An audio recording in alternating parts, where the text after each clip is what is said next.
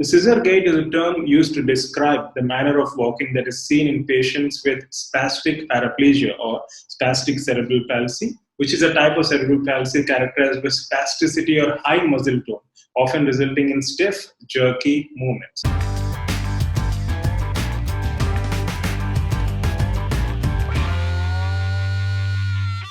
Hi, welcome to our sixth part of paper discussion video series. I hope you guys are all doing good, and I also hope you guys are all ready. So let's start with the first question in this video. It seems to be a question on nerve injuries. So I received some key terms in the form of axonotmesis, neurotmesis, etc. So let's review all these terms for your benefit. And let me know if you need any further information. So Sunderland had classified the injury to nerve fibers into 5 categories depending upon the order of severity, as you can see in this illustration. First degree injury is the most common type of injury to nerves. It is caused by applying pressure over a nerve for a short period, leading to occlusion of blood flow and hypoxia. By first degree of injury, axon is not destroyed, but mild demyelination occurs. It's not a true degeneration. However, axon loses the function temporarily for a short time, which is called conduction block. The function returns within few hours to few weeks, and this first degree of injury is called neuropraxia, as you can see in this illustration. Second degree is due to prolonged severe pressure, which causes Wallerian degeneration. However, endoneurium is intact. The repair and restoration of function takes about 1.5 years, around 18 months. Second degree of injury is also called axonotmesis. And then we have third degree, fourth degree, and fifth degree. All of them are called as neurotmesis, but the intensity varies. Third degree, in this case, the endoneurium is interrupted. Epineurium and perineurium are intact. And after degeneration, the recovery is slow and poor or incomplete. Third, fourth, and fifth degree injuries are called neurotmesis. Fourth degree, this type of injury is comparatively more severe. Epineurium and perineurium are also interrupted. Fasciculi of nerve fibers are disturbed and disorganized, and regeneration is poor or incomplete. And finally, fifth degree of injury involving complete transaction of nerve trunk with loss of continuity. As you can see, useful regeneration is not possible unless the cut ends are rearranged and approximated quickly by surgery. I hope this review is suffice. Let me know if you need any further clarification. Also, there seems to be a question on food poisoning. So I received the following keywords: canned food poisoning. So as you can see, as given in CDC website, botulism is a rare but potentially deadly illness caused by poison, most commonly produced by Clostridium botulinum, as you're all aware of. It is found in soil and can survive, grow, and produce toxins in certain conditions, such as when food is improperly canned. And also, I received another keyword about gas gangrene. So let me know if there are two questions or was there any confusion. Do let me know. So gas gangrene, as you know, is synonymous with myonecrosis and is highly lethal infection of deep soft tissues caused by Clostridia species, with Clostridium perfringens being the most common. Okay. Now let's move on to the next topic. Neurocrine glands, those are the keywords which I received. So in this particular slide, you can see various types of glands: neurocrine, apocrine, holocrine. Let's review some information, including the histologic images. As you can see, there are various modes of cellular secretion. So there are 3 main mechanisms by which exocrine glands release their secreted products, which include merocrine, apocrine, and holocrine.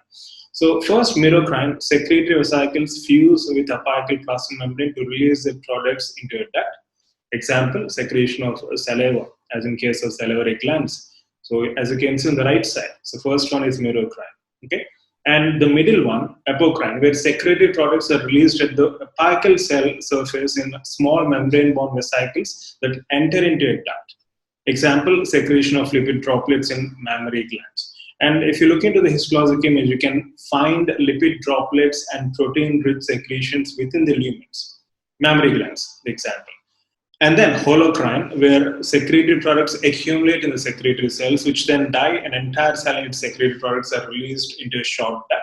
Example, sebaceous glands, which release oily, lipid-rich product in the skin, right? So these are some of the examples and some histologic images. I hope this information is helpful.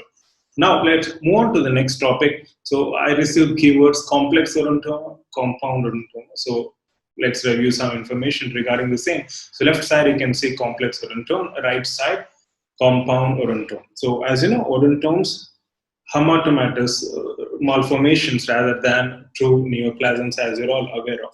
Odontomas are benign odontogenic tumors characterized by a slow growth and non-aggressive behavior. The complex odontomas are usually located in posterior mandible, as you can see in the left illustration or left OPG, while composite odontomes are more often found in anterior maxilla, as you can see in the right occlusal radiograph of anterior maxilla.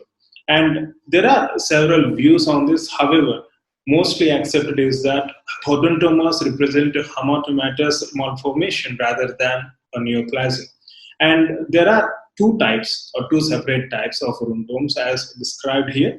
So complex composite odontome where the dental tissue is totally disorganized. Also we have compound composite odontomes where we have anatomical similarity to that of a normal tooth, right? I'm sure you're aware of all these facts. Okay. Now let's move on to the next topic regarding stainless steel composition, chromium, its function. Those are the keywords which I received. So you can find some literature review from Philips. And also chromium helps to improve mechanical properties even in smaller amounts. It increases steel strength, hardness, and ability to be heat treated along with passivation, as you can see in this particular slide.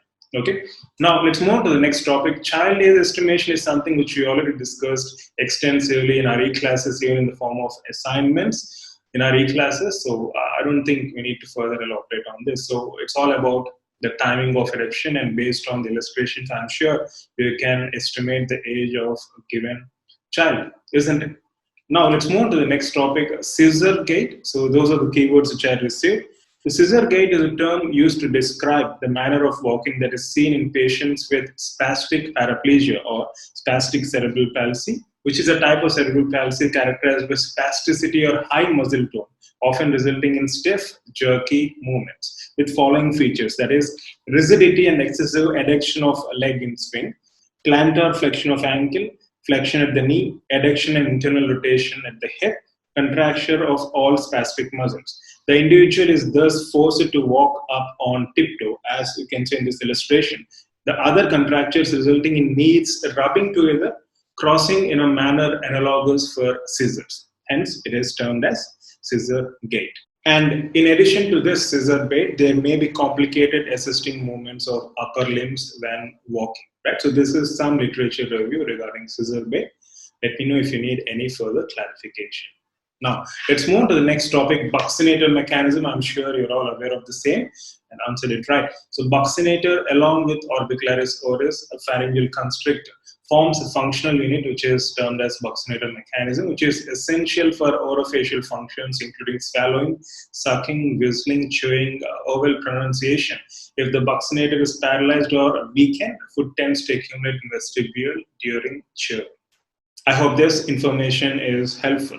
Now let's move on to the next topic. There seems to be an image-based question on torque wrench appliance. The top one you can see here is beam type torque wrench, and the bottom one is toggle type torque wrench. So torque wrenches, they are used for tightening abutment screws on dental implants. Now let's move on to the final topic, irritation fibroma. Again, there seems to be an image-based question on the same, irritation fibroma on tongue. Those are the keywords which I received. In fact, we had a rap on this topic in e-classes, even on YouTube, if you remember. So oral fibroma or fibromatosis fibroma, also called as irritation fibroma or focal fibrous hyperplasia, it's one of the most common benign soft tissue neoplasms occurring in oral cavity. A fibroma may occur at any oral site. Most commonly, it's seen on buccal mucosa along plane of occlusion. Other frequent sites are gingiva, buccal mucosa, tongue, lips, and palate. All of these terms were incorporated in lyrics, if you remember. Right? So these are some of the topics which I wanted to highlight in this specific video. So do provide us with more keywords. We'll get back with more parts in subsequent sessions. Okay. Wish you all the best. Love you all. Keep smiling. Take care and enjoy your time.